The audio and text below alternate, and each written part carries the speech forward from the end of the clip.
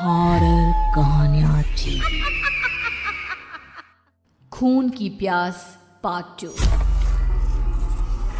और उसके बाद वो जंगल एक बार फिर से सुमन की चीखों से गूंज उठा। लेकिन आज की रात सुमन की चीखों को सुनने वाला वहां पर कोई भी नहीं था। अगर वहां पर कोई मौजूद था तो बस हरिया, जो कि अब एक भेड़िए में बदल चुका था। सुमन के बालों को पकड़कर घसीटते हुए वो जंगल के बीचों बीच एक जगह पर ले जा रहा था। अगली सुबह गांव में। अरे भाई, पता नहीं क्या बात है, अपने गांव का हरिया किसान और उसकी पत्नी सुमन दोनों गायब हैं। दोनों का कोई अता पता नहीं। अरे कैसी बातें कर रहे हो भाई, ये कब हुआ है? अरे पूरे गांव में खबर फैली पड़ी है। कल रात को दोनों खेत की तरफ जा रहे थे, लेकिन लौटकर आए ही नहीं। तो हो सकता है अपने खेत पर होंगे। पूरा गांव ढूंढ कर आया है भाई। जानते हो क्या मिला वहाँ पर? क्या हुआ भाई? क्या मिला? बताओ हमें, क्या मिला? अरे हरिया की पत्नी सुमन के कपड़े पड़े हुए थे। शरीर का एक एक कपड़ा फटा हुआ झोपड़ी के बाहर पड़ा था, लेकिन दोनों पति पत्नी का कोई पता ठिकाना नहीं था। अरे भाई, लेकिन उसका जो दोस्त है ना रामू किसान, उससे पता करके आते हैं ना। अब तक तो दोनों साथ ही खेत पर जाया करते थे। हाँ, हमें उसके घर जाना चाहिए भाई। चलो वहाँ चलते हैं, चलो। वो सारे लोग रामू के घर पर पहुंचते हैं। रामू अपने घर के बाहर बैठकर हुक्का पी रहा था। आज सारे के सारे लोग टोली बनाकर मेरे घर क्यों आ रहे हैं? क्या कोई मर गया क्या भाई? अरे कैसी बातें कर रहे हो? तुम्हारा सबसे अच्छा दोस्त हरिया और उसकी पत्नी गायब है, और तुम यहाँ बैठकर हुक्का पिए जा रहे हो हैं? रामू ने अजीब सी नजरों से उन सब गांव वालों की तरफ देखा, जिसकी वजह से वो लोग एक बार के लिए डर गए। गायब है? अरे गायब नहीं है, मुक्ति मिल गई है। उन दोनों को मुक्ति मिली है। इस दुनिया में आकर हर इंसान पाप करता है, और उसे उसके पापों के लिए मुक्ति मिलना बहुत जरूरी है। अरे ये कैसी बहकी बातें कर रहे हो भाई, हैं? और इसका चेहरा अजीब सा क्यों लग रहा है? लगता है दोस्त के मरने का गम बैठ गया है। पागल हो गया है शायद ये पागल। ये बात सुनते ही रामू चीख कर जोर से चिल्लाते हुए कहता है, पागल मैं नहीं हूँ, पागल तुम सब हो। और ये शैतानी जंगल अब तुम में से किसी को नहीं छोड़ने वाला, सबको खा जाएगा। याद रखना मेरी बात। शैतानी जंगल? कैसा शैतानी जंगल? लगता है रामू पागल हो चुका है। हमें यहाँ से चलना चाहिए भाई। चलो। तभी रामू की पत्नी बाहर आती है। नहीं, आप लोग इनकी बात का बुरा मत मानिए। 2 दिन पहले हरिया के साथ खेत पर गए थे। जब से वहाँ से आए हैं तब से ऐसी ही बातें कर रहे हैं। भगवान जाने ऐसा क्या देख लिया उन्होंने, खेत में कुछ भी बड़बड़ाते रहते हैं। लेकिन गांव के लोगों ने कमला की कोई बात नहीं सुनी, और वो सब वहां से चले गए। रात अब धीरे धीरे ढलने लगी थी। तभी अचानक किसी ने धीमी सी आवाज में रामू को पुकारा। रामू, आ जाओ, मैं तुम्हारा इंतजार कर रहा हूँ। और सुनो, अपनी पत्नी को साथ लेकर आना, नहीं तो काम अधूरा रह जाएगा। ये आवाज सुनते ही रामू के चेहरे पर शैतानी मुस्कुराहट आ जाती है। वो धीमे कदमों से अपने घर के अंदर आता है। क्या हुआ? तबीयत ठीक है ना अब आपकी? मैं तुझे अपने साथ खेत पर ले जाने आया हूँ, चल। मैं तुम्हारे साथ कहीं नहीं जाने वाली। मुन्ना गहरी नींद में सो रहा है, और उसे अकेला छोड़कर मैं तुम्हारे साथ खेत पर नहीं आ सकती। वैसे भी तुम्हारे उन खेतों में भगवान जाने कौन सा राक्षस घूम रहा है, मुझे तो डर लगता है। रामू गुस्से में दांत पीसता अपनी झोपड़ी से बाहर आ जाता है, और कमला गहरी नींद में अपने बच्चे के साथ सो जाती है। तभी अचानक रात को रामू की झोपड़ी के ऊपर एक साया वही गाना गुनगुनाते हुए घूमने लगता है, जो हरिया के मोबाइल में बजा करता था। मैं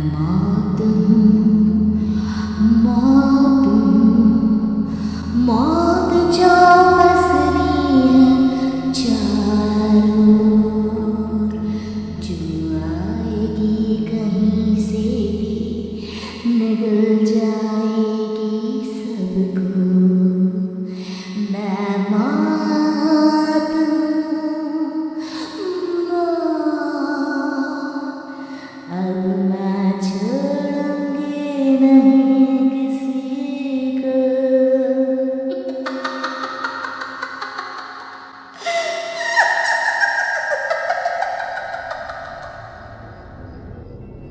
ये आवाज सुनकर रामू की पत्नी कमला की आंख खुलती है और वो देखती है कि उसका मुन्ना अपनी जगह से गायब था।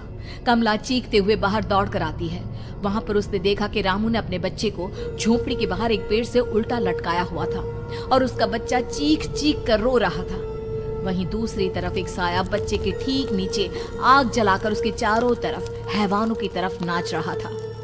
छोड़ दो मेरे बच्चे को। अरे क्या कर रहे हो तुम? शर्म नहीं आती तुम्हें अपने ही बच्चे को इस तरह मौत के हवाले करते हुए?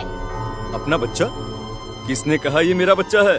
अरे ये तो उस रामू की औलाद है, इस गांव के किसान रामू की, और मेरी दुश्मनी इस गांव के हर इंसान के साथ है। क्या कैसी बात कर रहे हो तुम? और ये औरत कौन है? ये मेरे बच्चे को खा जाएगी। तभी अचानक से उस साया ने एक बेहद खतरनाक दिखने वाली औरत का रूप ले लिया और उसकी आंखों से आग निकल रही थी। सही पहचाना तूने, मैं तेरे बच्चे को खा जाऊंगी। अगर तू अपनी इस हैवान पति रामू के साथ जंगल नहीं आई तो मैं तेरे बच्चे को खा जाऊंगी। लेकिन क्यों? आखिर क्या चाहती हो तुम मुझसे? मुझे जंगल क्यों ले जाना चाहती हो? औरत बुरी तरह से ठहाके मार मार कर जोर जोर से हंसने लगी और साथ में रामू भी। ये तो तुझे वहाँ चलने के बाद ही पता चलेगा ना। अगर तू नहीं आई तो थोड़ी देर में तेरा ये बच्चा आग में जलकर मर जाएगा। चल जल्दी। नहीं मेरे बच्चे को छोड़ दो। तुम जहाँ कहोगे मैं तुम्हारे साथ चलने के लिए तैयार हूँ। और उसके बाद उस बच्चे को झोपड़ी में लिटाकर आगे आगे वो साया चल रहा था और उसके पीछे पीछे रामू अपनी पत्नी के बाल पकड़कर उसे घसीटते हुए जंगल की तरफ ले गया। जंगल में जाने के बाद, कितनी खूबसूरत हो तुम। आज की रात बस तुम और मैं एक दूसरे के साथ रहेंगे। मुझे तुमसे बहुत डर लग रहा है। तुम्हें क्या हो गया है? तुम तो बिल्कुल ठीक थे। वो होगा जो हमारे बीच होना चाहिए। तो आओ अपने आप को मेरे हवाले कर दो। कमला ने डर की वजह से अपनी दोनों आंखें कसकर बंद कर ली थी। रामू ने बुरी तरह से चीख कर कमला से कहा, आंखें खोलो अपनी और मेरी तरफ देखो। कमला ने जैसे ही अपनी आंखें खोली उसने देखा कि रामू एक खतरनाक खूनी हैवान में बदल चुका था। कौन हो तुम? जाने दो मुझे। क्या चाहते हो मुझसे? वही जो एक आदमी एक औरत से चाहता है। मैं तुम्हारा पति रामू नहीं, बल्कि इस जंगल का एक भेड़िया हूँ, और आज की रात तुम्हारे खून से अपनी प्यास बुझा जाऊं। और उसके बाद वो जंगल कमला की दर्दनाक चीखों से गूंज उठा। अगली सुबह कमला के कपड़े भी जंगल में उसी तरह पाए गए जैसे कि सुमन के पाए गए थे। इस घटना के बाद पूरे गांव में दहशत का माहौल था। अपने माँ बाप की मौत और गांव में हो रहे इस तरह की घटनाओं की खबर सुनकर किशन शहर से गांव लौट आया था। अपने माँ बाप की बेदर्द मौत की वजह से वो बहुत परेशान था। तभी अचानक उसे अपने घर में खाट के नीचे पड़ा हुआ वो मोबाइल फोन मिला जो उसने अपने पापा हरिया को गिफ्ट किया था। अरे कितने प्यार से पापा के लिए मोबाइल फोन लेकर आया था। इसे एक दिन भी काम में नहीं ले पाए। और आखिर कौन है जो गांव में इस तरह की हत्याएं कर रहा है? क्या है इन सब के पीछे? क्या है? मुझे पता करना ही होगा, वरना एक दिन पूरा का पूरा गांव खाली हो जाएगा। इस गांव में एक भी जिंदा इंसान नहीं बचेगा। गांव के लोगों की मदद करने के इरादे से किशन अपने गांव से दूर एक दूसरे गांव में बहुत बड़े तांत्रिक के पास मिलने के लिए गया। तांत्रिक बाबा, अब आप ही कुछ उपाय बता सकते हैं। भगवान जाने हमारे गांव को किसकी नजर लग गई है। नजर नहीं लगी है, किसी ने तुम्हारे गांव को बद्दुआ दी है। किसी सताई हुई आत्मा का प्रकोप है और अब वो पूरे गांव में किसी को नहीं छोड़ेगी जब तक उसकी आत्मा को शांति नहीं मिल जाती। अरे लेकिन ऐसा कौन है बाबा? किसकी आत्मा है और कैसे मिलेगी उसे शांति? मौत है मौत, कहीं से भी आएगी और सबको निगल जाएगी।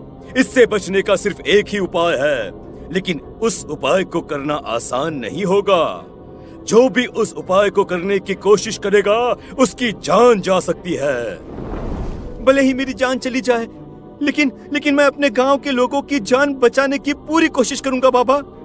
तो ठीक है, फिर अगली अमावस की रात जैसा मैं कहता हूँ वैसा ही करना। अमावस की रात तांत्रिक के बताए अनुसार किशन अपने साथ केरोसिन लेकर जंगल की तरफ चल पड़ा। उसके हाथ में देवी के मंदिर का सिंदूर भी था। किशन जंगल के बीचों बीच पहुंचा। ये देखकर उसकी आंखें फटी की फटी रह गई। वहां एक उबलते पानी का तालाब था और कई लोगों की लाश लटक रही थी। किशन के माँ बाप की लाश भी वहीं थी। माँ, बापू, क्या हो गया? ये क्या हो गया? तभी वहां पर एक औरत और आदमी आते हैं। उन्हें देखकर किशन चौंक जाता है। गोपाल काका, आपकी तो 5 साल पहले मौत हो गई थी। और निर्मला काकी, आप? मौत तो हो गई थी, लेकिन तुम ये नहीं जानते कि हमारी मौत कैसे हुई थी। क्या कहना चाहते हैं आप? कुछ नहीं, बस ये जान लो कि अब इस गांव में कोई जिंदा नहीं बचेगा। लेकिन क्यों काकी? क्योंकि 5 साल पहले इन गांव वालों ने मुझे डायन बताकर पत्थर मार मार के मार डाला। मेरी कोई गलती नहीं थी। गांव का एक बच्चा क्या लापता हुआ, सारा इल्जाम मेरी पत्नी पे डाल दिया। और जब मैंने निर्मला की जान बचाने की कोशिश की तो मुझे भी मार डाला।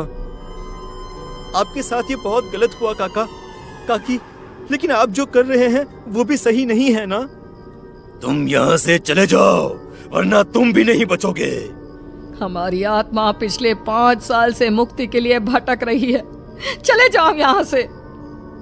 मौका देखकर किशन सिंदूर उन दोनों के ऊपर डाल देता है। उनका शरीर जलने लगता है और वो भयानक तरीके से चिल्लाने लगते हैं।